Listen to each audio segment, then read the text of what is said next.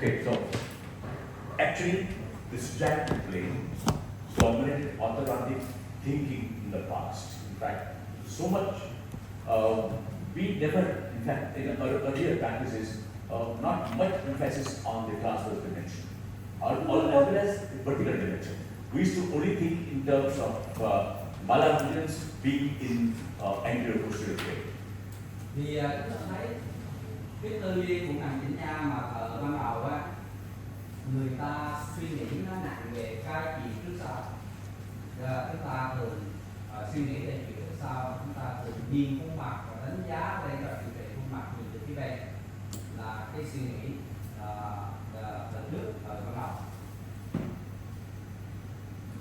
So, and the front concepts we very rarely used to take.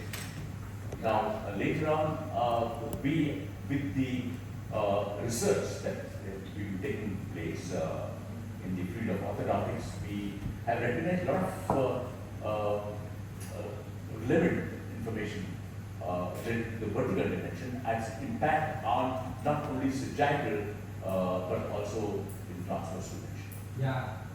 Thì bây giờ chúng ta nhìn nhận lại á, không phải chỉ có vấn đề theo chiều trước sau thôi, mà chúng ta cần phải chú trọng cả cái chiều lớn và chiều ngang nữa. Cho nên chúng ta nếu như mà nhìn từ phía bên thì chúng ta kiếm góc từ chiều ngang. Một cái góc nhìn từ phía bên, cái hướng nhìn từ phía bên chỉ cho chúng ta đánh giá được chiều đứng và chiều bên dưới chiều góc và chiều trước sau rồi. Thì cần phải đánh giá từ chiều ngang nữa. Thì nó mới vì những cái vấn đề chiều ngang cũng quan trọng không kém cái chiều kia.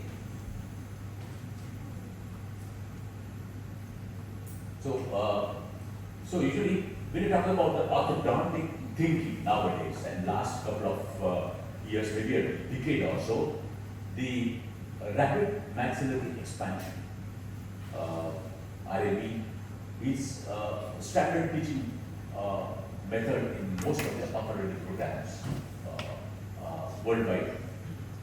We have also recognized that even the lighter wires are successful in mandibular arch expansion. Initially, we never thought that it was possible to expand the mandibular arch. Also, there is a demand for full and stunning smile from the patient base, which reflects the importance of transverse dimension. Also, the nasal width and piriform aperture, they are important factors in frontal aesthetics. So when you interact with any patient from the frontal, we always interact not from the sideways, but we always interact with the person head on, front to front.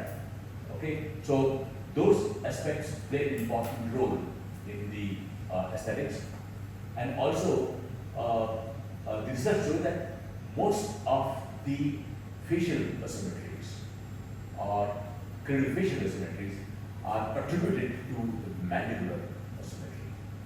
And mandibular asymmetry plays an important role, significant role in the assessment of the craniofacial asymmetries.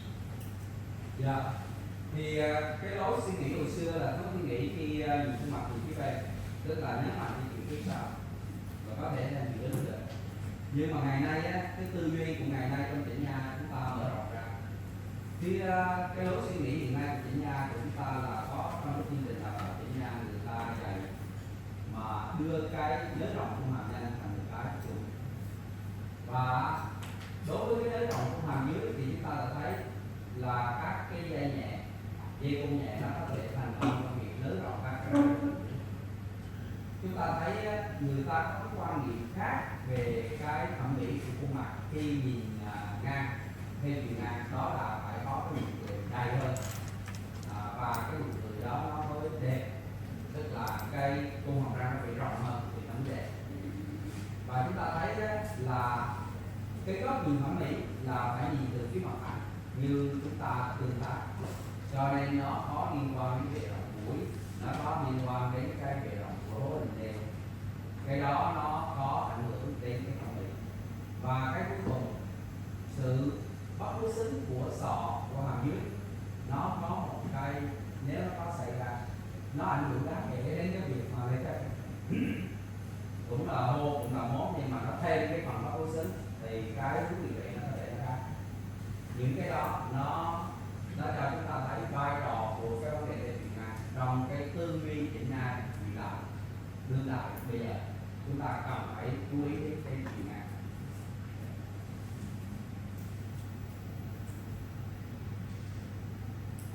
Okay, so whether I'm intentionally doing changes or no, almost 90 to 95% of my cases show changes in the transverse dimension, irrespective of whether I have to do the changes or no.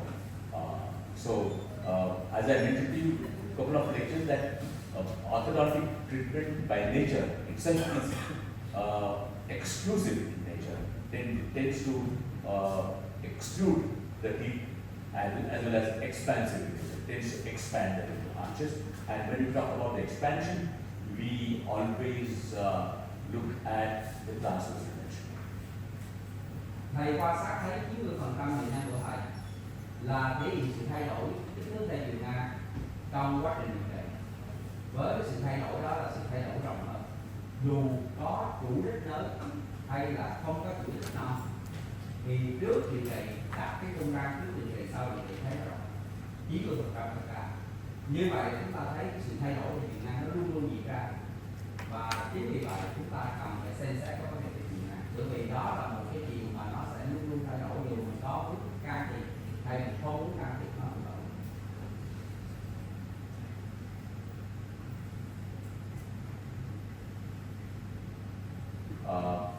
So, and there are diagnosis of transverse problems.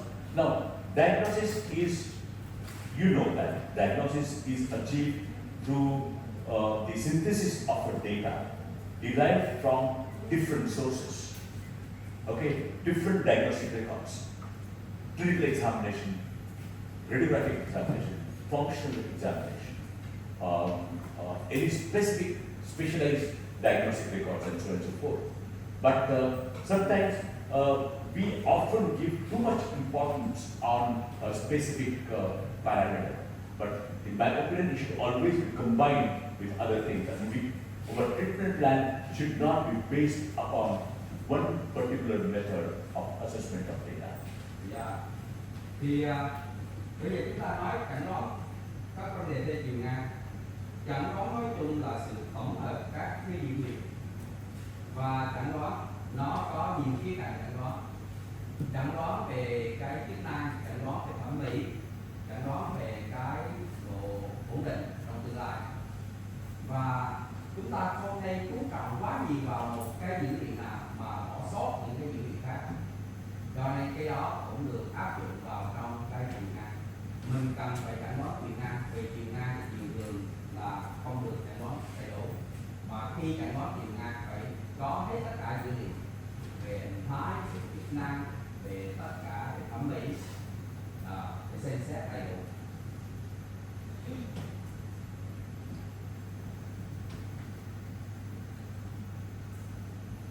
Okay, so when you talk about the frontal analysis, the simplified approach, I don't get into, and especially at the basic course level, it is not really, it will be very much confusing to get into the frontal supervertic analysis per se. Okay, we have had enough of lateral supervertic analysis, and probably the yesterday was the last part, which was the soft tissue analysis. All right. In addition to that, I don't know whether you are scared that okay, I will take today again a frontal supervertic analysis, but we are not going to do that. Yeah. Chúng ta cần phải hiểu một chút về phân tích mặt phẳng, mà phân tích cái phim cytometric. Cho nên khi chúng ta nói đến cytometric ban đầu, nhiều người cứ nghĩ là chỉ có cây phim chụp từ phía bên, nhưng mà cytometric có chụp theo kiểu mặt phẳng. Và ngày nay phải có cytometric 3 chiều không gian, chúng ta phân tích dữ liệu mà cái phim 3 chiều. Đó, phim 3D là phim CT đó, thì chúng ta thầy không đưa cái phần phân tích này vào trong cái khóa căn bản, và khi thầy nghĩ là trong khóa căn bản cái phần phân tích lateral là đủ rồi, và chúng ta đã chấm dứt cái phần cytometric ngày hôm qua với cái bài giảng. separated trong một này là xong. Nhưng mà thầy chỉ ở đây chỉ giới thiệu chút là muốn đánh giá cái mặt theo chiều ngang thì phải phân tích tim mặt hạ, tim trên mặt. Yeah, reverse the frontal set so that it becomes an AP view. All right, reverse view. You need to draw a mid-sagittal reference line. Okay, reference line. That's the mid-sagittal reference line. Usually, we have something called a crystal diamond-shaped landmark here for the frontal view, and the anterior nasal spine, and go ahead down. Don't take the center point of the heart tissue chin as a reference point because it's often shifted. So that acts as the vertical reference line. Actually, it is the most reliable to be a crystal line, this diamond-shaped point. From there itself to draw a line. Sometimes you have a nasal deviation, sometimes you have even the midline shift, the skeletal midline shift we have issue. That would be appropriate, but we don't want to get into that because we are not dealing with that aspect. And once you have this line, then you have to locate, correlate the plane, the maxillary plane, occlusal plane, mandibular plane, or that skeletal planes, or distances between the particular tooth, molar tooth of this particular line, or the canine to this particular line. Simply same thing in the lower also. Thì muốn phân tích tim mặt thẳng chúng ta cần phải có cái đường chuẩn để đánh giá tim mặt thẳng. Cái đường đó người ta gọi là đường Mid-Sagittal, mà viết tắt là MSR, Mid-Sagittal Reference, đường tham chiếu mà dọc giữa. Đường tham chiếu dọc giữa cái gì cái tim thẳng nó có cái ở trên mũi nó có một cái hình giống như là con rô, tức là hình diamond. Trong bộ bài á, cái con rô trong bài bộ bài á, cơ rô cùng mít á, con rô là nó là diamond, là kim cương, thấy chưa? Bộ bài là cơ rô cùng mít đúng không? Cơ là cái gì? Rô là kim cương, trùng là cái xẻ, tức là mũi tay. Ai cũng làm pháp tiếng Anh đánh bạc. Thì cái con rô đó nó là cái tham chiếu ở đây, từ cái giữa của cái hình mà con rô là giống như là cái đai lên hình voi đó, các chị vẽ xuống cái chỗ gan giữa trước là nó thành cái đường. Con lấy điện giữa cầm làm tham chiếu, bởi vì thường cái hàm dưới nó có xíu lạnh lạnh, thì cái đường tiền giữa cầm nó không phải là cái đường tham chiếu, mà cái đường đó, cái điểm đó mình phải đánh giá cái đường này có tỷ lệ như thế nào, thì chúng ta cần phải xác định cái đường đó thì chúng ta không phân tích được. Okay.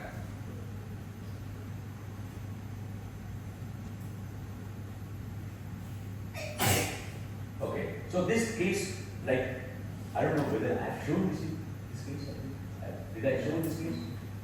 Thầy hỏi thì thầy cho các chị coi căn này kia rồi đúng không? Ca đến đây 4 tuổi. Yeah. And you show this case to illustrate the early treatment. Early treatment. Okay. Thầy đã cho các chị xem căn này để là minh họa cái điều trị sớm. Yeah.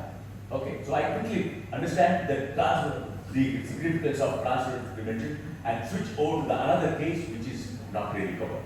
Yeah, thầy sẽ đi nhanh cái ca này để nhắc tới khía cạnh theo chiều ngang thôi. Sau đó mình đi xem ca khác.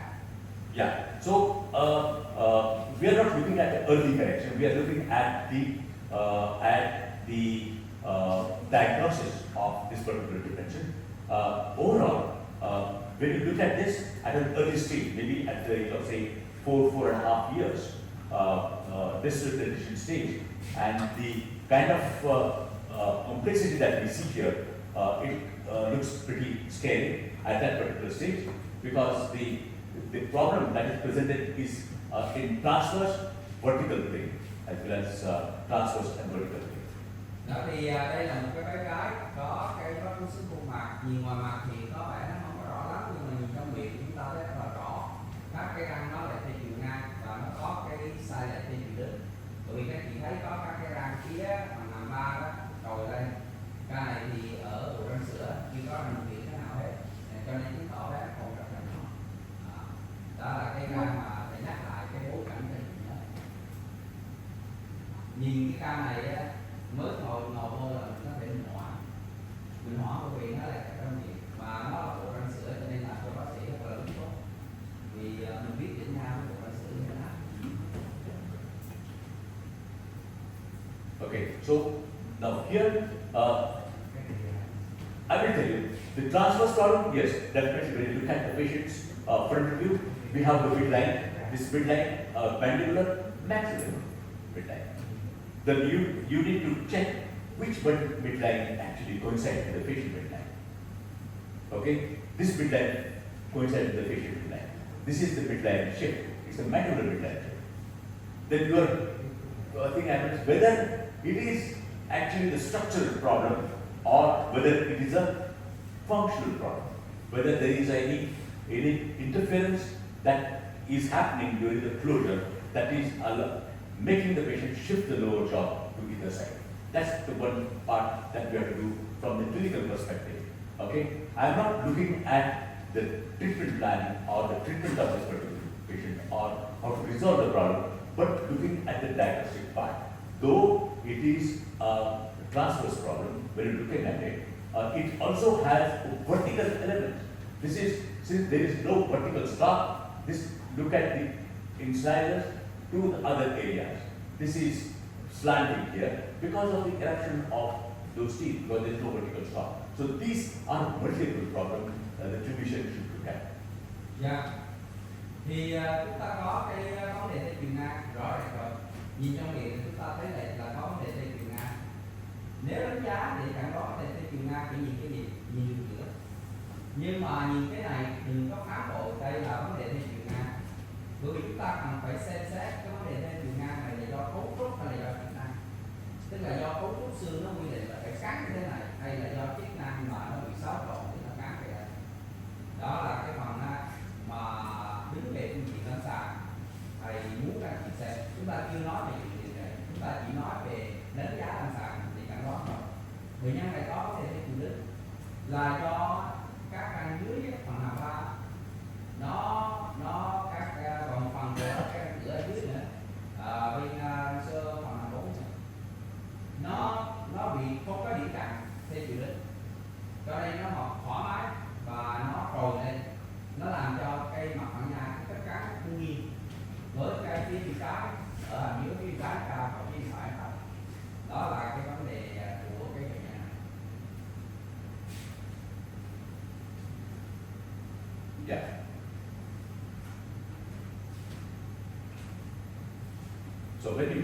So that's how it is. Look at that, and then we have to consider the age of the patient also. So all these factors influence your decision-making process, and that needs to be resolved. Actually, the problem, as we discussed earlier, the problem is the functional shift, okay, which is causing that. Once you understand the positive factor, once you understand the etiological factor or the factor which is contributing to the development of the problem, it becomes then easier on the part of the clinician to resolve that problem. Okay, resolve that. Once you eliminate the etiological factor, then everything falls in place. That earlier case we saw the just control of vertical dimensions, and that takes care of so many other areas. Here also, just eliminate that etiological factor and everything will fall in place, provided you have the knowledge and the skills in terms of the diagnosis. Thì cần phải xem xét yếu tố về tuổi của bệnh nhân trong cái trường hợp này. Thì yếu tố về tuổi cũng như những cái yếu tố mà chúng ta đã xem xét cả những ca này, nó có thể ảnh hưởng đến cái quyết định nhận đó. Cái vấn đề của bệnh nhân này là có cái functional shift là trượt chức năng, đó là một trong những yếu tố nguyên nhân.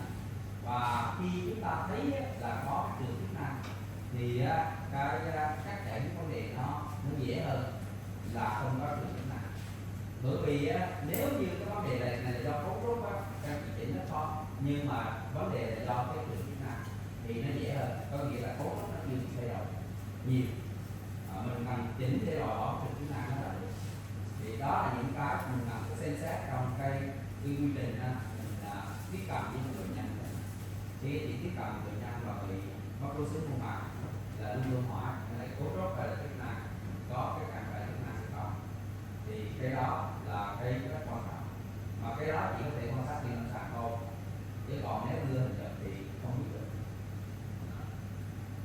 Yeah.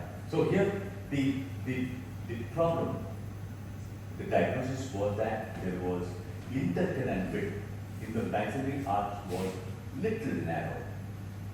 If it's too much narrow, then there is no problem. I'll tell you why. If it is the mandibular maxillary intercanal width, mandibular intercanal width, okay? Mandibular intercanal width, it's like this. They go this way. If it is slight increase, then there is a premature contact. Posterior teeth will not get contact. Okay? To avoid this and to achieve maximum because patient will shift the jaw either to the left or right. This patient shifted to the left. Alright. So it becomes the functional shift. So patient at rest, when the patient is open, at rest, there is no shift of the midlines. But when the patient closes there from the initial contact to the closure, there is a shift of the mandibular midline. In another scenario, if the mandibular maxillary intercanal width is severely constricted or constricted more, then also there is no problem. There will be not, because there will be both sides, the canines, lower canines will be sideways or lateral to the upper canines, and there will be no shift of the mandible. It's only if the slight shift that will cause the prematurity and that will cause the mandibular shift. Dạ. Thì ở đây chúng ta bị xét cái khoảng cách hai răng nanh giữa hàm trên, khoảng cách hai răng nanh hàm trên, khoảng cách hai răng nanh hàm dưới. Chúng ta biết một cái thước mà một cái cá bình thường thì khoảng cách hai răng nanh hàm trên nó phải rộng hơn khoảng cách hai răng nanh hàm dưới, để răng nanh hàm trên nó nằm ở ngoài răng nanh hàm dưới. Nhưng vì lý do gì á mà cái hàm trên nó hơi hẹp hay là hàm dưới nó hơi rộng hơn hàm trên thì á nó sẽ không khớp được, hơi hẹp nhẹ thôi, nó không khớp được và bệnh nhân cắn lại, nó tạo thành một cái khớp cắn ở vùng răng nanh không có vững chãi, cho nên bệnh nhân không thể ăn nhai hoặc là chức năng của vị trí đó. Bệnh nhân sẽ chọn một cách là phải siết hàm đi qua bên hay là ra trước, thì trong trường hợp này là siết hàm ra bên, cho nên ta vấn đề đi chuyện A. Trong một cái tình huống khác, nếu hàm trên nó hẹp so với khoảng cách hai răng nanh hàm dưới mà hẹp rất nặng thì không có chuyện siết, mà bệnh nhân cán vô răng nanh hàm trên nằm trong, răng nanh hàm dưới rồi, có nghĩa mình sẽ thấy cái cán chéo hai bên rõ ràng. Còn chỉ trong trường hợp sự chênh lệch giữa hàm trên và hàm dưới nó ít thì bệnh nhân mới siết, và khi bệnh nhân siết cái hàm qua một bên thì một bên nó có cái nhìn cái cán ở phía sau bình thường, bên kia nó bị cắn ngược, mình gọi là cán chéo một bên, nhưng bản chất của nó không phải là cán chéo một bên, và nó có sự khác nhau lúc bệnh nhân là tư thế nghỉ hay là há miệng và bệnh nhân là đóng lại. Bệnh nhân há miệng thì không có đẹp gì hết, đường giữa răng này, nhưng mà khi đóng lại và khớp lại ở lòng mũi tối đa thì mới thấy này. Cái đó là trường chức năng. Cho nên trường chức năng xảy ra khi nào? Khi hàm trên nó có kích thước hơi hẹp hơn hàm dưới một chút, còn hàm trên mà hẹp hơn hàm dưới nhiều thì nó không thèm được luôn, nó bị cắn chéo cả hai bên. Các anh chị nắm được? Ok. Cho nên khi chúng ta gặp tình trạng cắn chéo một bên, các anh chị phải kiểm tra là cái đường đóng hàm, kiểm tra tư thế nghỉ và tư thế đó để có coi xem thử có trường chức năng hay không. Nếu có trường chức năng là mừng, bởi vì nó lại là nhẹ. Mà nếu như cái tình trạng mà nó cắn chéo một bên mà không có trường chức năng, có nghĩa là lúc thái là cũng vậy, lúc đó cũng vậy, là nó đã bị biến dạng của cấu trúc rồi, thì lúc đó nặng đó, lúc đó nặng. Ok. Yeah. In that case, then we get to this particular part. Some malfunctions involving transverse component presenting with COCR discrepancy are symmetric in centrifugalation and asymmetric in habitual occlusion. So, an assessment of occlusion in centrifugalation and central occlusion is the key to differentially diagnose transverse problems. So, in other words, in simpler words, I would say that assessment of problems in habitual occlusion when the patient is in maximum mental respiration and at rest, manual rest position is the key to diagnosis of such kind of problems which are functional in nature. Dạ. Thì chúng ta có một số dạng cây cắn có liên quan vấn đề dây chuyền ngang mà nó làm cho giữa cây có sự bất hài hòa giữa các cái trung tâm và tương quan tâm. Thì lúc đó nó ở các cái trung tâm thì nó lệch, nó bắt đối xứng, nhưng mà ở tương quan tâm thì nó đối xứng. Khi giữa các cái trung tâm thì lệch mà ở tương quan tâm không lệch thì người ta nói có cái sự lệch giữa tương quan tâm và các cái trung tâm, có nghĩa là có sự trừ này.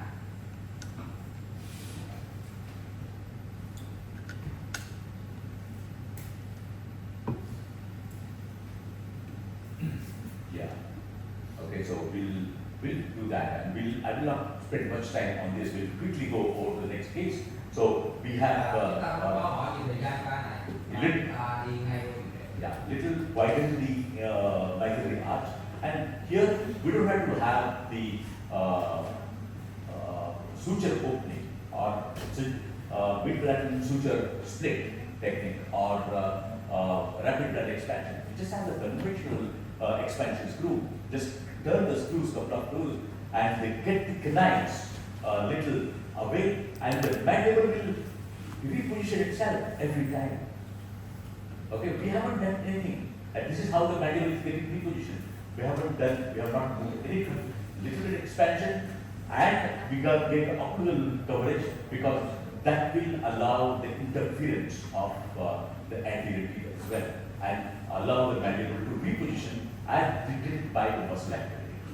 Dạ thì cái ca này á, mình biết cái bản chất của vấn đề là đây nó hẹp nhẹ sẽ làm dưới, cần phải nới rộng ra, còn các hai cái năng đó nó vừa thì cán lại nó vô trong thì nới rộng. Đứa bé này nó tuổi nhỏ, không cần phải cái cụ gì nó làm hốt để tách đường khác bị cổ cái, chỉ là một con ốc nới rộng bình thường, nhưng mà cái cụ này là cái cụ gắn chặt, ốc nới rộng bình thường nhưng mà dán chặt vô. Chúng ta làm cái cụ đó có cái rộng quay ra, nó mở rộng ra, nó đưa cằm dưới lại về đúng cái vị trí của nó xong.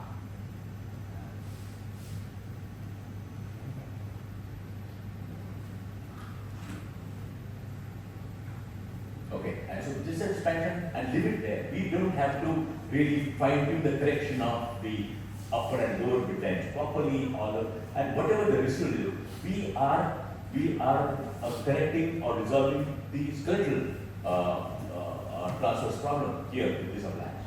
The dental can be resolved. If there is a minor dental transverse problem, then it can be resolved during the subsequent phase of mechanical therapy. Chúng ta không sau khi mà chúng ta đã chỉnh được cái chuyện ngang, bệnh nhân không còn cái việc chức năng nữa là xong. Chúng ta cứ để đi những cái tình trạng răng nó chưa được xếp đều, không cần phải tinh chỉnh các hoàn răng. Chúng ta đã giải quyết được cái vấn đề cốt lõi là cái vấn đề nguyên nhân gây ra sự lệch. Thì chúng ta chờ các răng nó tiếp tục theo dõi, chờ các răng nó tại độ mới tinh đi. Chúng ta đã giải quyết được nguyên nhân căn bản. Đó là cái mục đích của giai đoạn 1. Giai đoạn 1 là chỉ giải quyết vấn đề của chức năng để khỏi bị gắn chế một tay cho chức năng. Xong, các răng nó chưa hoàn hảo để.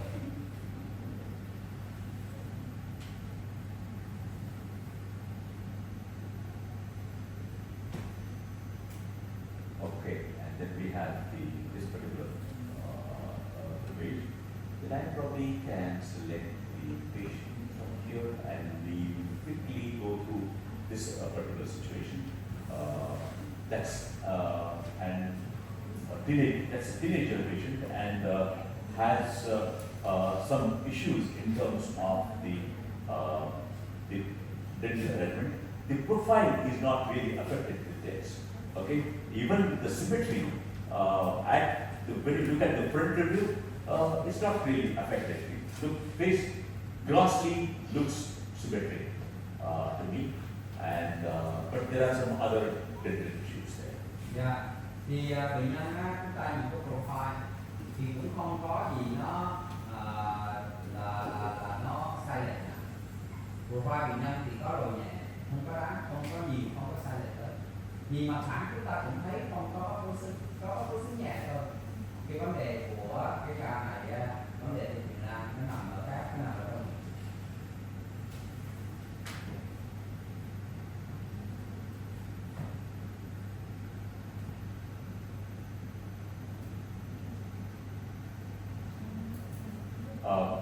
So when you look at when you assess the patient's spine, we are not looking at anything else. Just the center reference line of the face, okay? And we are not drawing through the center of the midlines, all right? That's not it. But we are looking at the midline of the face, all right? When you look at the midline of the face, we have upper midline shifted, lower midline is also shifted, all right? There is the canines vertically. One is down, other is up.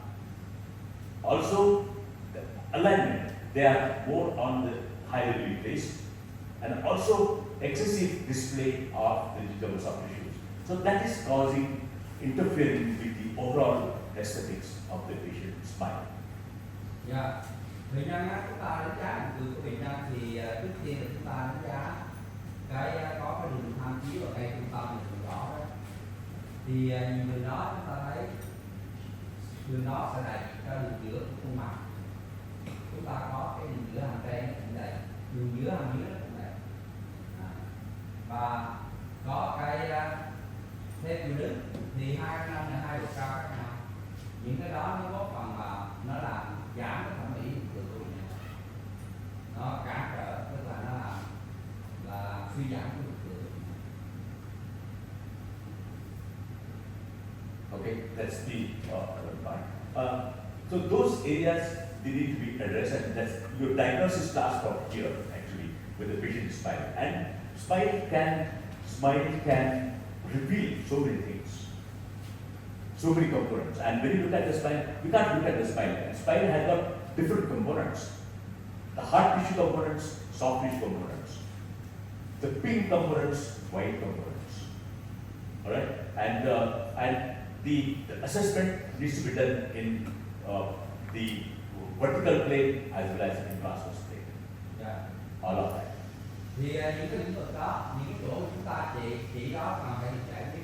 Chẳng hạn như độ cao của anh lên, đường giữa nó lại phải đưa cái hai anh về cùng mình độ cao, đưa làm sao cho đường dưới nó đối xứng, đưa đường giữa lên đường giữa dưới về. Cái thẩm mỹ của nụ cười nó có nhiều thành phần, nó có thành phần mô cứng, có thành phần mô mềm. Thành phần mô cứng ở đây á, là nói các răng người ta gọi là thẩm mỹ trắng, thẩm mỹ mô mềm nó yếu là thẩm mỹ hồng. Và nó có cả hai chiều không gian, là khi mình nụ cười là nhìn ngang và nhìn trên dưới nhìn dọc. Khi chúng ta nhìn thẳng ra chúng ta thấy hai chiều không gian là chiều đứng và chiều ngang.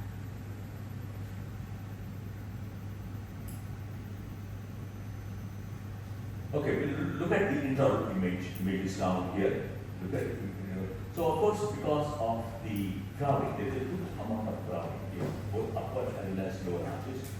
And the crowding, usually the high labeling canines, they are often associated with gingival inflammation. Because patient brushes teeth, but most of the teeth are covered by the lips, and they don't reach that particular area. And then when they reach, then there is inflammation. It induces the breathing, and then they stop and they don't brush. So this is a vicious cycle again. So that needs to be done. Plus we have a cross bite here that we can see.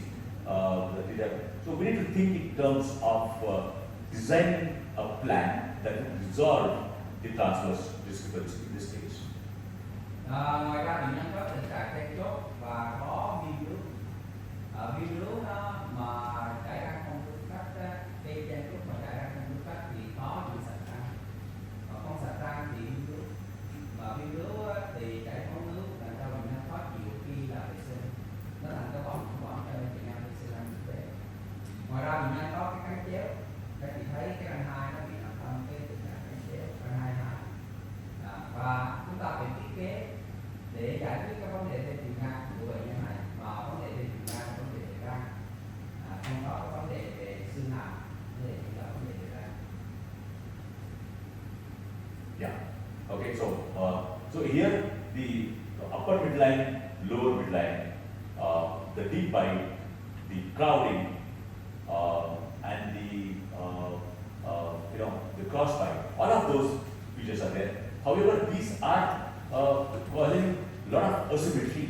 As I said, when you compare between left and right. When you compare between left and right, we don't only compare the distances, but we also compare the vertical heights of the teeth.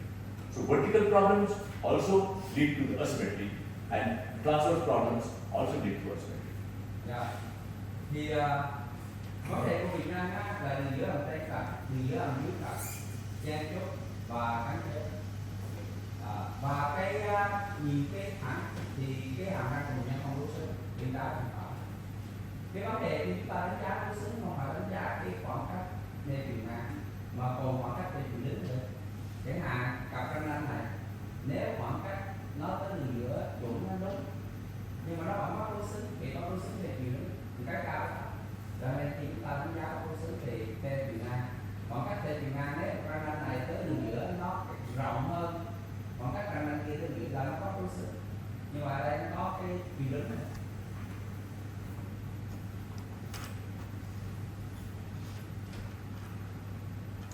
Okay, and that's the upper and lower arches that's seen here. Okay, so a good amount of crowding. So I don't think one can resolve without extractions. Okay, this has to be an extraction case, and we're happy to see extracting case because we don't have too many extracting cases. We often do non-extracting treatment modalities. So in this case, probably the extractions, we have the lower midline shifted to the left. We have the upper midline also shifted to some extent. If you extract, whether you have to extract lower first bicuspids, both bicuspids, and upper first bicuspids, or whether we have to do unilateral extraction, unilateral bicuspid extraction. And if unilateral, which side, whether left or right side, is the question. Dạ. Thì bây giờ bệnh nhân phía phải chúng ta cần nhổ răng, thì chúng ta sẽ tính nhổ sau đây, nhổ bên phải hay là nhổ bên trái, thì nhổ cả hai bên. Chúng ta phải tính toán làm sao cái sự nhổ đó nó kiếm cho chúng ta khoảng để làm hẳn hàng răng, nhưng mà phải giữ cái tính đối xứng của khung răng. Yeah. So usually whenever there is a crowding, when you extract the tooth, it becomes easier for the patient for the clinician to manage the discrepancy. So if this is the crowding, if you extract this bicuspid, you can shift the canine here and align the tooth, and most of the things are done. However, this approach will not correct the canines. Yeah. Okay, and if you extract one of the bicuspids here, then we will have to get the canine here, and then you have the abnormal relationship occlusion where the canine probably will be occluding between the two bicuspids. Dạ. Thì ở đây chúng ta có thể là nhổ các răng để làm hẳn hàng răng, nhưng mà chúng ta coi chừng là nó có thể làm cho các cái răng đó nó đối xứng. Mình cần phải chỉnh cái đối xứng, tức là dịch đường giữa qua bên nào thì chúng ta cũng cần cái khoảng, chứ không phải chỉ đơn giản chúng ta nhổ để cho nó hết chen chúc. Chúng ta cũng thấy chỗ nào cũng chen chúc chúng ta nhổ thì nó sẽ giải quyết được chen chúc, nhưng nó không chỉnh được cái tình trạng mà có đối xứng như thế này. Như trong trường hợp này ở hàm dưới chúng ta thấy còn hàm 3 là nó chen chúc, ta nghĩ là ta nhổ cái răng nào đó là răng đó thì chúng ta làm hẳn hàng ra là rất là dễ. Nhưng mà vấn đề là đường giữa không giải quyết. Muốn giải quyết lại đường giữa thì phải xem để di chuyển về vị trí đúng răng nó đi đâu, và khi nó đi tới đó thì nó phải cần cái khoảng, thì chúng ta phải tìm được cái lý luận đó thì chúng ta mới ra được cái cho nên ca này là chen chúc, và chúng ta thấy để chỉnh cái đường giữa, nếu ca đó là ca cho phép nhổ răng, sự chỉnh đường giữa sẽ dễ hơn là ca đó là ca không nhổ răng mà bắt ok. Okay, so I extracted the bicuspid on the lower mandibular lower right side and upper also on the right side. So only unilateral extractions. So not extracted on this side, extracted on other side, and no extractions on the left side, both upper and lower arms. Dạ. Thầy đã quyết định nhổ cái hàm dưới là răng của phố và nhổ hàm đây là răng của phố, có nghĩa là chỉ nhổ về để vừa có khoảng để trên tốt mà vừa chỉnh được. Yeah, so the mechanics would be that you understood the problem, understood the diagnosis part of it. You understood the it's leading to asymmetry. You understood the plan of it, and now you have to just execute it to the level that everything can balance and the all discrepancies pertaining to the transfer dimension are already resolved. Dạ. Chúng ta có cái nhổ răng rồi, cái này các gì đã được phân tích và sẽ hiểu được cái phần về chẩn đoán, hiểu được cái bản chất của tính tố chứng và cái tính tố sinh, và chúng ta sẽ giải quyết đó bằng cách là nhổ răng. Chúng ta cũng lý luận là tại sao mình nhổ cái này rồi để cho nó giải quyết cái tính tố sinh, cho bài chỉ đơn giản là để giải quyết cái chuyện mà gen trúc. Bây giờ chúng ta thực hiện nó thì mục tiêu của việc thực hiện là làm sao đưa tất cả mọi yếu tố nó về cái cân bằng, có nghĩa là hết gen trúc nhưng mà giải quyết được các vấn đề nhiều. Yeah. Okay. So here the mechanics would be okay. Do that and put a coil spring here slowly. Open up the space and use the reciprocal force to shift this particular bit here. Okay. And I won't really tax the anchorage on the right side. And this side, of course, the canine was very much legally placed. We'll do that. We had a flat incisor, which is a cross bite, that also will be taken care of once you get these teeth well aligned and get shifted onto the right side. Và làm tháng hàng xong mở cái khoảng cho cái răng 42 đó, 32 đó bằng cây lò xo, cho nên sẽ đẩy các cái răng đường giữa nó đi qua. Chúng ta không có sợ móc neo ở phía bên hàm cổ. Ở hàm đây thì cũng làm thẳng hàng và đi kéo đuôi các răng rồi để di chuyển cái đường giữa hàm đây qua bên tay phải. Vì theo nhận định của mình là cả hàm đây dưới đều bị lệch qua tay trái.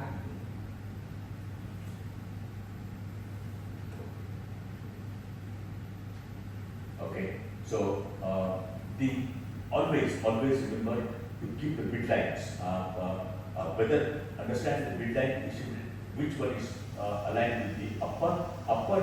The facial midline is the reference line in this case because here both midlines were shifted. All right, so we need to take care of that. And if probably I don't remember which one, but I will get back to this. Yeah, so here, so we need to shift upper midline shifted to the right, lower it to the left. Okay, so upper need to be shifted to the right side.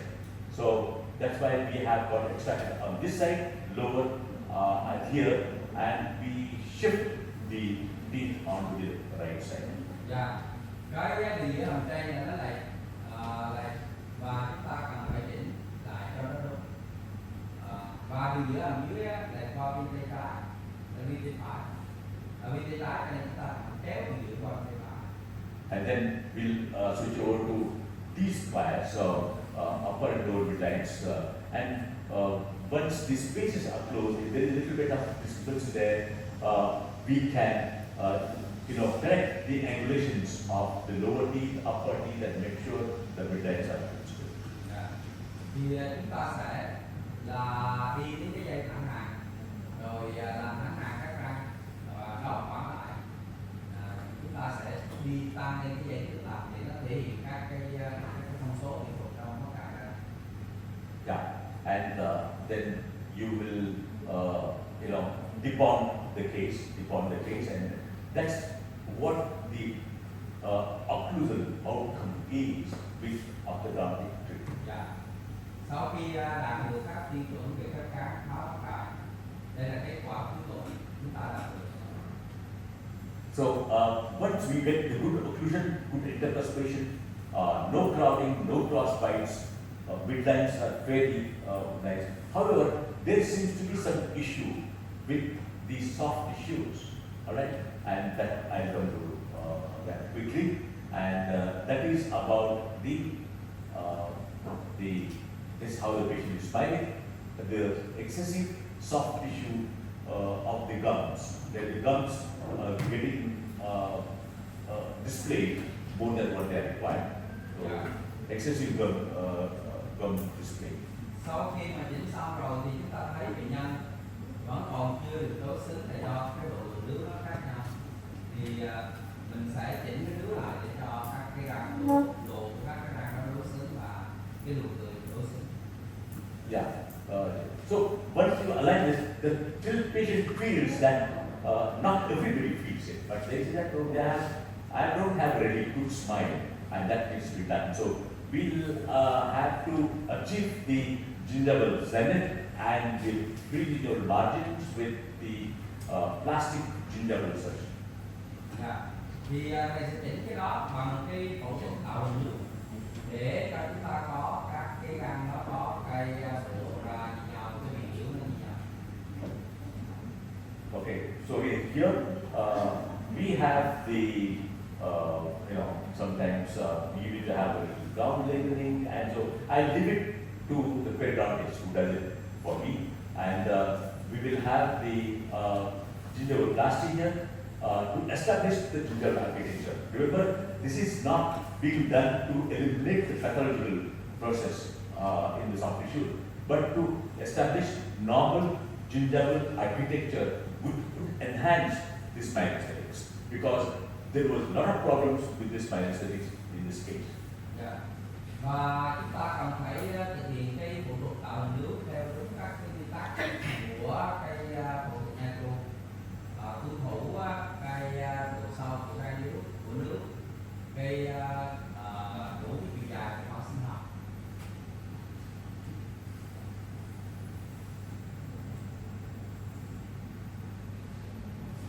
Okay, so you do that. Dạ, mình làm được cái đó thì bây giờ các chị thấy người nó đối xứng là. That's how. So from the pre-treatment to the second one is after orthodontic treatment alone. Then combine orthodontic treatment with the plastic gingival surgery. Đây là kết quả đạt được nhờ sự kết hợp giữa chỉnh nha và phẫu thuật tạo hình nước. Nhưng mà các chị nhận xét làm sao? Con bé này trọng thọ của môi phải cao, cho nên một phần sẽ có đối xứng nụ cười của nó và nó nhét mép này từ đầu nó đã nhét rồi, từ sau khi điều trị chỉnh nha xong nó cũng nhét, nhưng mà nhờ vì nó nhét cho nên cái nước ở bên đó nó đổ ra gì, mà cũng là do cái đường truyền nước này vì phải nó thấp, cho nên cắt nước lên trong đó là một trong những vấn đề đó mà nó ròi lửa thì nói là do cái môi của nó. And there are the difference in the dynamic of the mid, the upper lip. Yeah. You know, from the beginning to the after period, also the curvature on the right is always higher. Yeah. Okay. Nếu vậy á, tìm một góc bên này cho liên phấn cơ để nó bứt nhét cái đó lên là mới đẹp. Ok, thiệt á. Nói thiệt cho mày nói giỡn nha. Tôi mới ở đại hành về người ta chỉ cách chích đó, mình ra liệu cũng phải chích qua rồi, chích ở chỗ đâu, chích như thế nào. Nhưng mà ngành răng hàm mặt chưa biết có cái danh mục ở trong khoản nha sĩ chưa thấy, làm là làm lỗ, lỡ cái chuyện đi là gì, mình sai, chưa được. Yeah. Okay. So it gets a little difficult to control the soft tissue dynamics because we can't ask them to stop somewhere, or because there is a lot of change. It's dynamic in nature. Thầy kêu á, khó và bắt đứa trẻ nó có cái thói quen nó cười nó nhếch vậy thì cái rất là khó. Nhưng mà để hỗ trợ nó thì chích nó đâu có nhếch cái gì đâu. Nhưng mà chích nhiều quá thì gì? Nó liệt luôn đó, thì nó không lên được thì bây giờ miệng méo vào khuyên chịu. And you know, Botox nowadays they use the Botox to reduce activity. Yes. Để giảm cái sự chuyển động Botox là độc tố mà, độc tố của con vi khuẩn botulinum nó liền tạm thời cái cơ này, nó liền, cho nên nó liền sơ thôi. nó liền sơ thì nó nhét sang con đường gì thì hai bên nó bằng nhau. Ok, nhưng mà cái đó thì phải chích đèn, chích nhắc lại thì tạm hơn. Rồi. Yeah. Bây giờ mình qua thầy qua là biểu diễn.